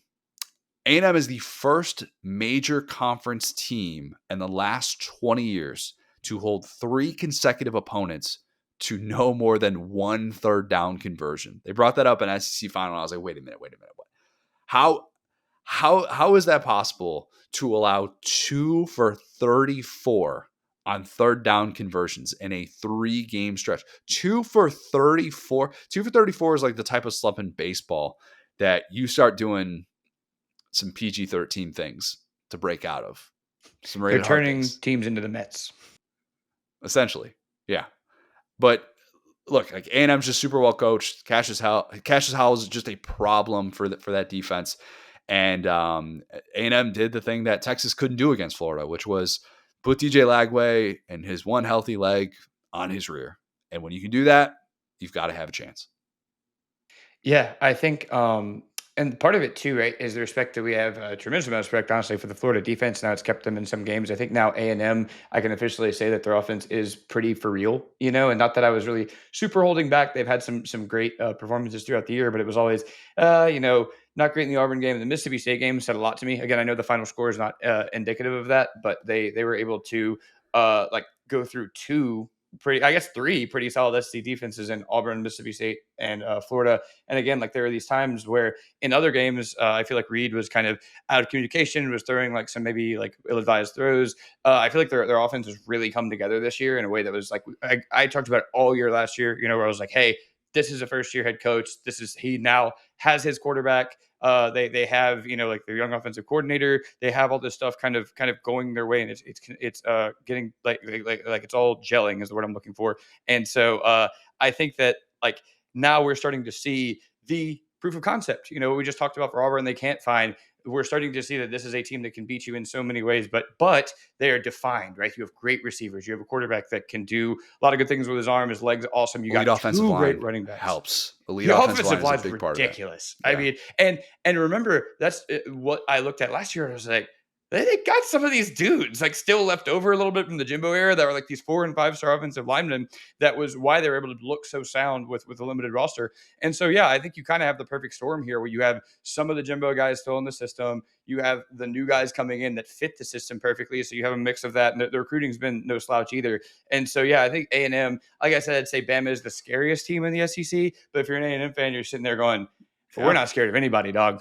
They're one of 2 remaining unbeatens in the SEC, and I think A&M's better than Ole Miss. I do. They don't flinch in these games, which is a major testament to Marcel Reed. I think he is growing. I think there are still areas he can get better, but it is a weird schedule because now it's 3 consecutive road games. Won't return home until week 12 in mid-November. The way that this sets up. And you've got road games at Arkansas, which that is a true road game now because they're not playing that at Jerry World anymore. And then you're at LSU and at Mizzou.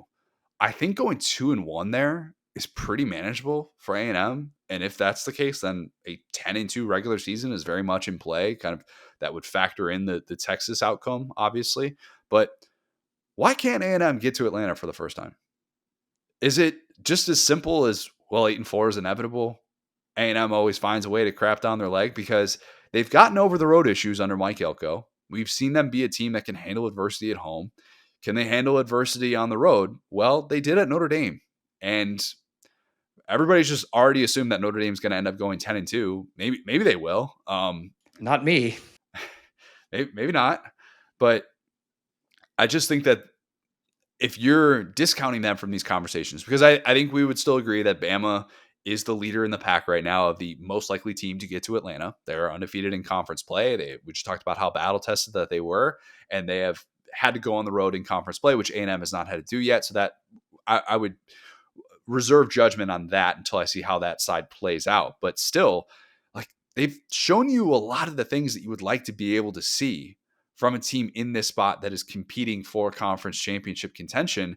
And unlike, the conversations we were having last year about Tennessee, where it felt like they were really just trying to put all their eggs in the basket just to be able to get to the playoff. And they just limped into the playoff, and they really could only feel confident in Dylan Sampson, and then that defense was going to go out and make some plays. But they were just a lot more limited. And I think this A&M team has a weird way of getting to 10-2 with making you feel like, man, with the right matchup, like, they can be scary and they can show you a lot of different things over the course of the game. So I think that A&M is more likely to get to Atlanta than Ole Miss.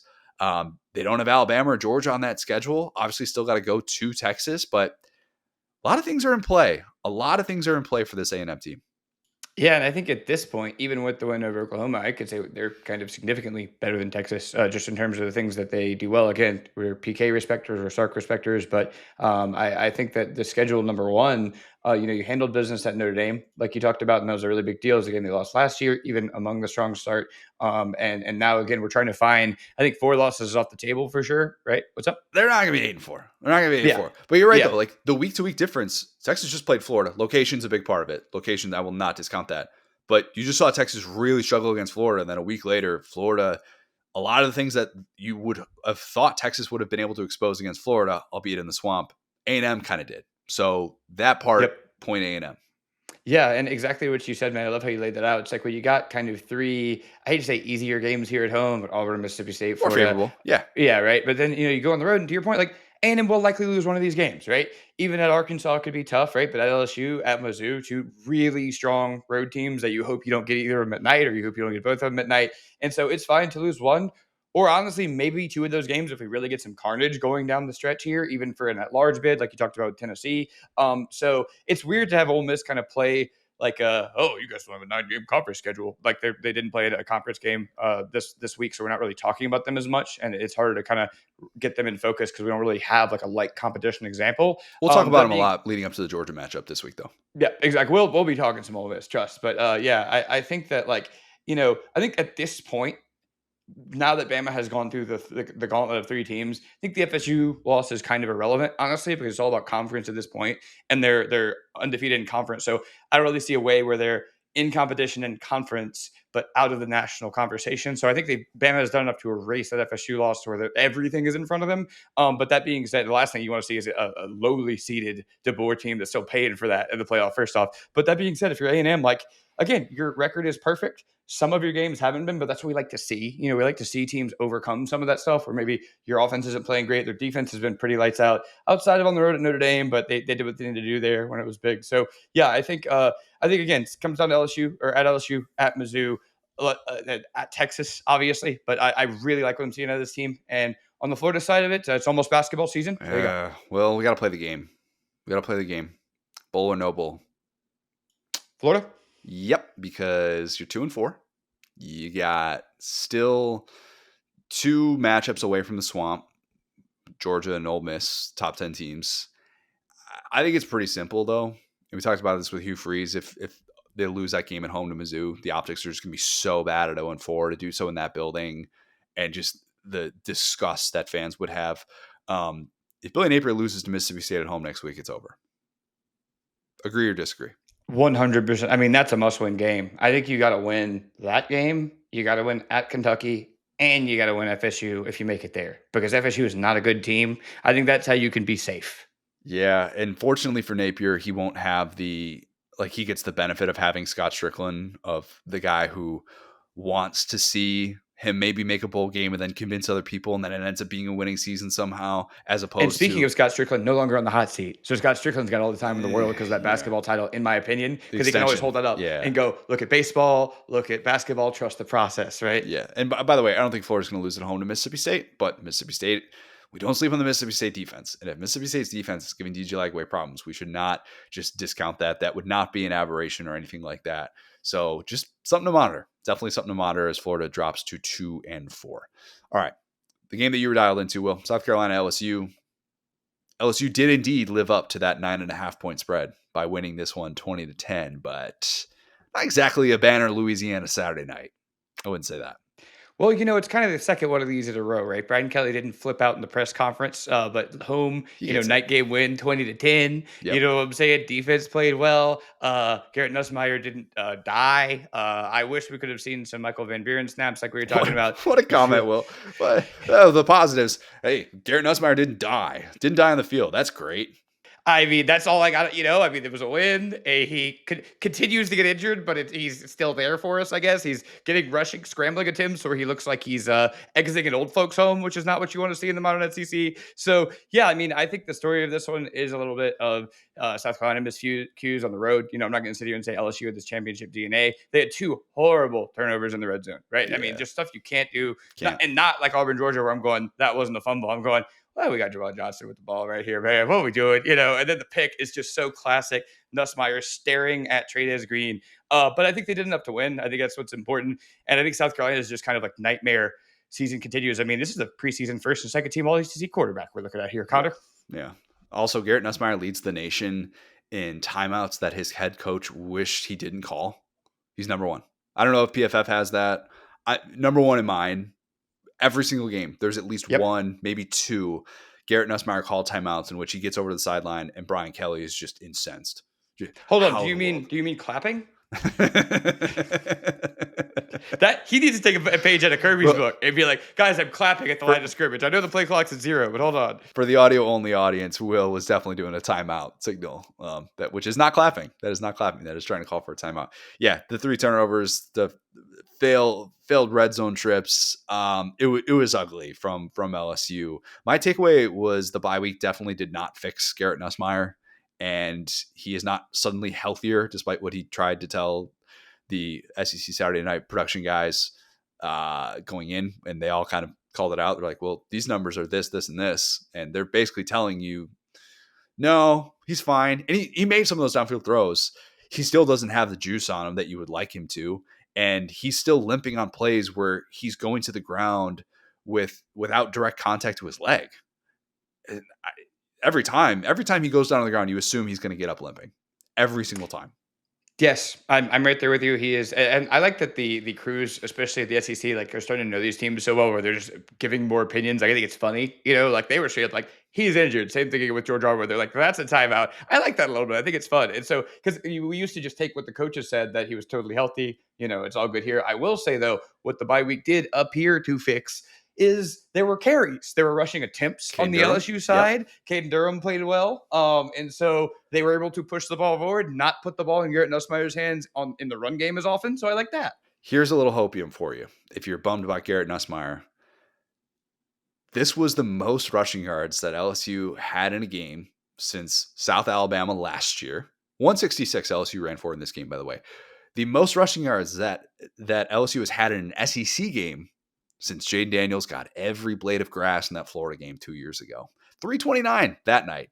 Half as much this night against South Carolina, but the we will back down game. We all remember it fondly. They did.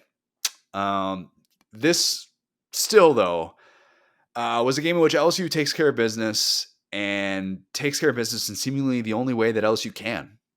That's allowing 1 touchdown, trying to convince the world that your quarterback is healthy, even though we can all tell that he isn't. And he's probably going to make a few of these boneheaded decisions and mistakes in which he's like sailing a throw when he can't lean into it. Like the throw that he sailed that was picked, because he had one that he like just short-armed, like blatantly short-armed it. Like if his mechanics are right, he's not throwing like that in that spot. He's just not. Like, you just can't convince me otherwise. We all can see it. Why not just say, yeah, he's really injured right now. He's super, super banged up. You guys all see it. We all see it. We're hoping he can just grit his teeth and find a way to get us to the playoff. What? Can you just say that at this point, Brian Kelly? Why not? Yeah, like that's the thing. Again, Brian Kelly, I think, thinks he's a little bit more likable than he is, and we see that with some of the jokes and stuff. He thinks he's a little bit better at gaslighting than he really is. Where he's like, "I'm going to play a little tricky trick on the media, and they're going to believe me." And no, they won't. But yeah, I mean, I think that again, there was enough that I liked in this game. I definitely like this game more than the Florida game. And I think the LSU defense is very for real. I think the LSU special teams are a lot to like. The offensive line is starting to kind of get together. So it really just is at this point that Nussmeier's hurt, and again, 2 games. Oklahoma and LSU, where you said, I really wish we would see the backup in this game. I'm still not sure we're not going to see some Michael Van Buren, man, because Nuss had 30 rushing yards in this game, man. He's tired. He scramble. He's healthy. He's fine. He's good. Yeah. Would you feel that same way about the special teams if that 4th and 6 fake punt attempt had actually counted like it should have? Because you know what, man? I'm going to now, because last year I said, get over it. I'm going to side with Beamer on this one. I'm going to go ahead and side with Beamer on this one. I think that some of it, again, I South Carolina fans, I joked about, spent a whole year kind of complaining about officiating just to get actually hosed by officiating this year. That sucks. I can't really say anything else. I don't understand that rule. Beamer does. If any coach in college football, and Beamer, the thing about Beamer is he's a pretty honest dude in scopes of college football. He's pretty I hate to say self-aware because he can be a little bit goofy, but he didn't take himself too seriously. And so I don't think he would just come out and lie. And I think if he's confused, he knows better than officials, honestly. Yes. He knows the rule books better than all of them, because for those that didn't see what we're talking about, South Carolina is in its own territory. It's 4th and 5, 40-yard line, their own 40-yard line in a 17-10 game that they're down. And middle of the third quarter, South Carolina tries a fake punt, basically with like a split formation with, half of the special teams unit off on the hash mark. And then there's 3 linemen or whatever it was. And it looks like it's about to work. And it looks like they just pulled this off, and officials whistle it dead. And instead, I think they called an illegal procedure penalty on it, which they ruled that he did not have permission to snap the football, even though the official had placed the ball and had backed away from it. And then they told Beamer, oh, no, he wasn't able to snap the ball yet. And I couldn't believe it. I couldn't believe it in the moment. And if Beamer is that upset, that's probably a sign, if you're an official, oh, we just messed that up and we weren't ready for it. And instead, we just weren't in position. Again, it is so comical to think about the billions of dollars that are at stake in this sport, in this industry. And to think that we could have moments like that where it's just like, just the punter, he's supposed to be able to turn around and look at me to get the signal that it's ready to be called. I've never seen a punter turn around and have to look at an official to be able to get a snap. Maybe I'm wrong. Maybe I'm looking at it the wrong way, but I don't know, man. How are you supposed to know in that spot that you're just not supposed to snap it? I have no idea. I have no answer whatsoever. Yeah, I mean, it's so frustrating, right? Because this was a team that was very much in this game. I would argue that because of LSU's hilarious miscues, like almost the final score wasn't indicative because they tried to get that insurance score over and over and over again. Again, another reason why I'm not excited about the Bama game, because Bama is able to get that insurance field goal like no other team I've ever seen, where they get up 10, and it's like even if the nightmare happens, we're still up a score. LSU's like the opposite of that. They just cannot get that field goal that makes you feel good to where the other team can always come back a little bit. And I'll say it too, like I mean. Talking about Beamer ball, man, it's been so unfortunate against LSU. You missed the field goal to end the last game. You have like the weird, the infraction last game with the punt and everything. In this game, you have that infraction. I also want to bring up, I have maybe okay. Well, first off, let me say this. I think it's the ACC that lets you hear the full conversation what referees are talking about. So great. I'm there. Yeah, I'm there. Let's get. You're right. If Greg Sankey does nothing this offseason, I don't want to hear about rev share. I don't want to hear about this, that, and the other. I want to hear about adopting the ACC's review policy. It's so good. It's so good. I was talking about it with my buddies at poker night the other night. We're like, isn't it amazing? And that's coming from an FSU fan who's like down bad right now.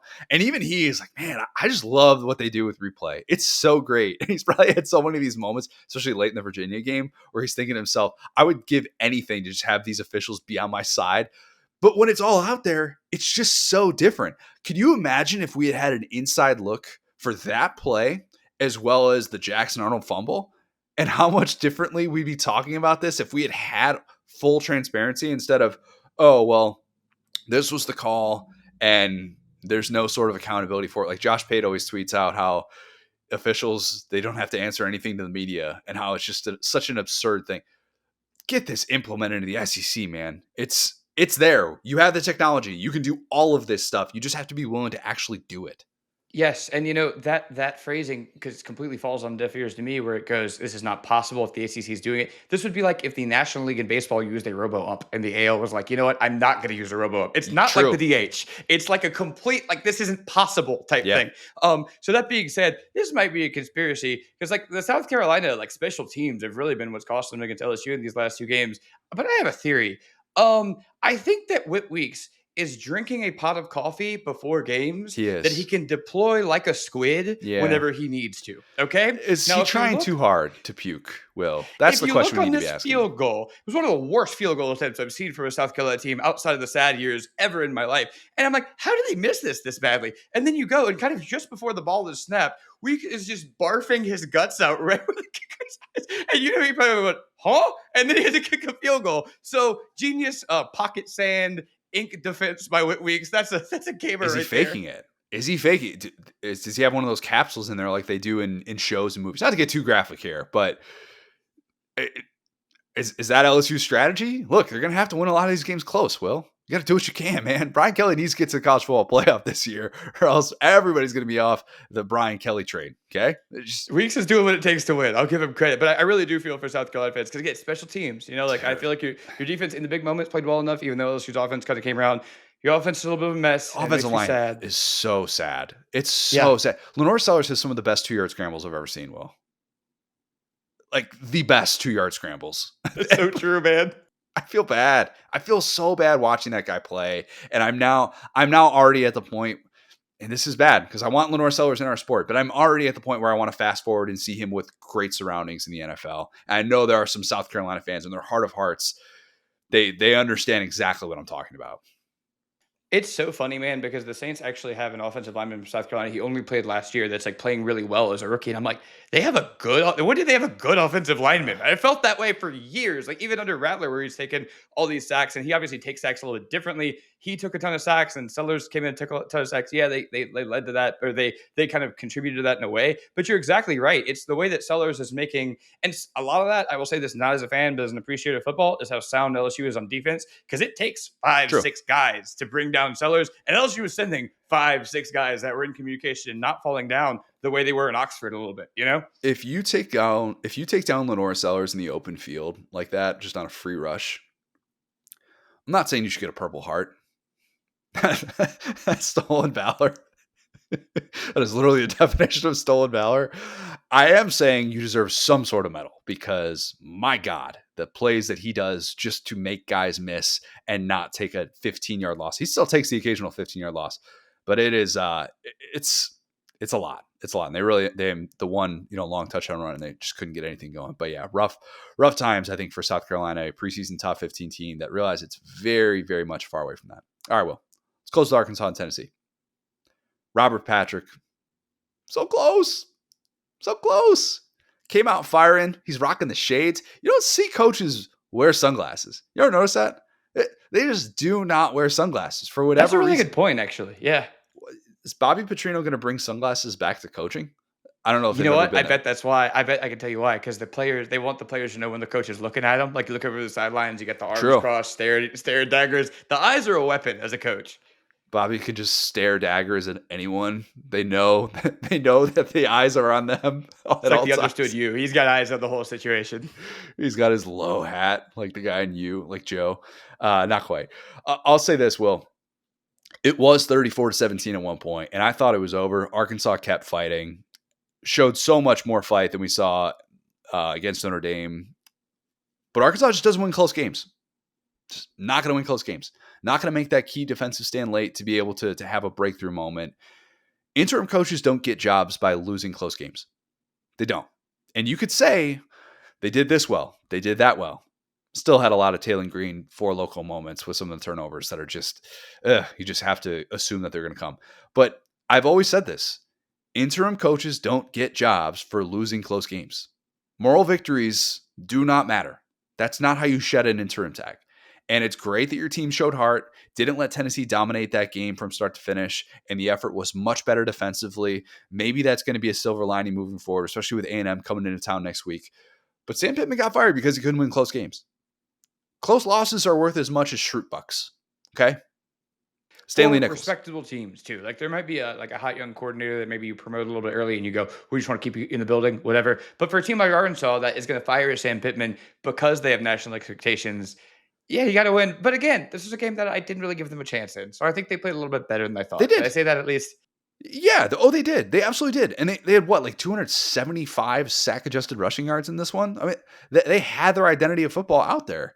And at the same time, all those things can be true, but you don't make people upstairs rethink how, your future unless you actually go out there and get the job done beating a top 15 team on the road. It's supposed to be hard. There's a reason why interim coaches don't become head coaches very often, why the Ed Odrons of the world are few and far between.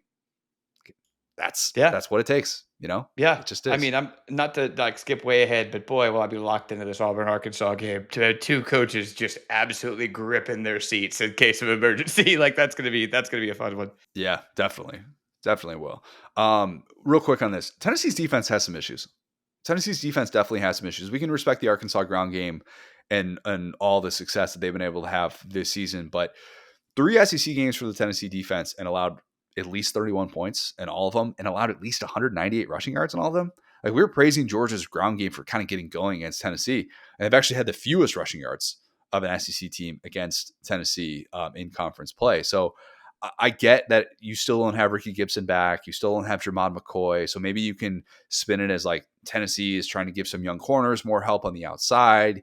You can't necessarily, you can't necessarily have that help up front that you might need. You're more experienced on the defensive line, so you're just kind of hoping that those guys are going to be able to take care of the run fits and all that stuff. But it's clearly an Achilles heel at this point. And now you face Alabama and Tuscaloosa.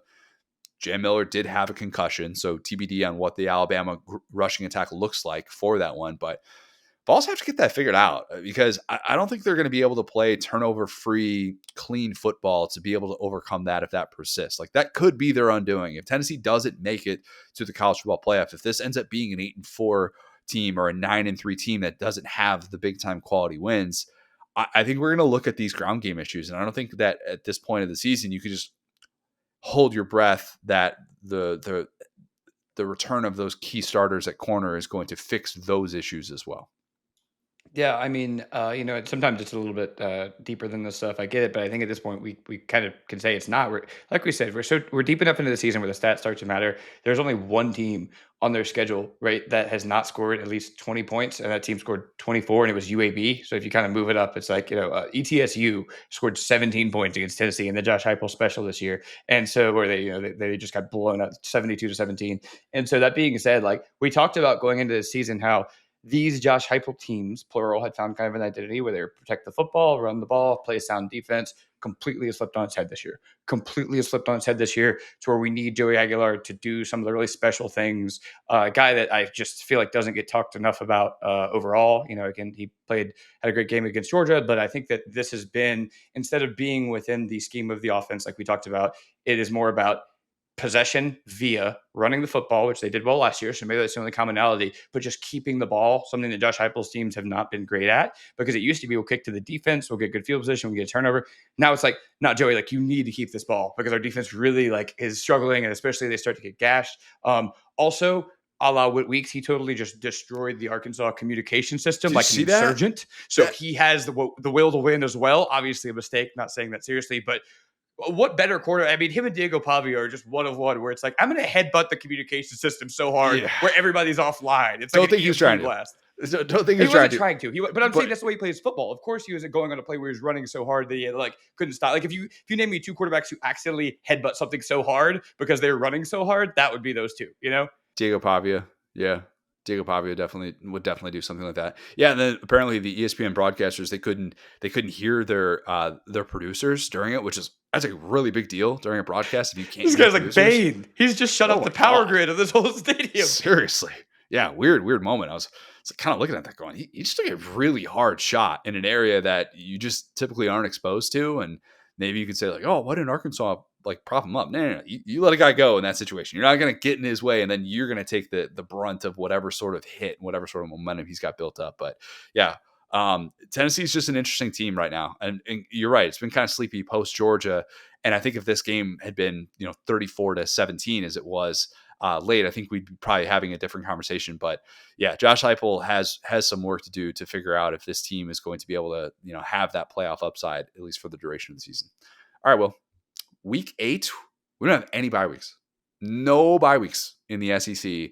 We have good on good, SEC on SEC, 8 games in conference play. Should be a very, very interesting week. We've got a lot of really, really good matchups. Still as of this recording, like waiting on kickoff times, which is bizarre, but nonetheless, start to finish, it will be a really, really good slate. Looking forward to that. Please leave us a 5-star review. Subscribe to our YouTube channel where you can watch every episode of the Saturday Down South podcast. Follow us on Twitter at the SCS Pod, at South Down South, at TZO Garrett, at Chris Hart. Thanks, guys. Talk soon.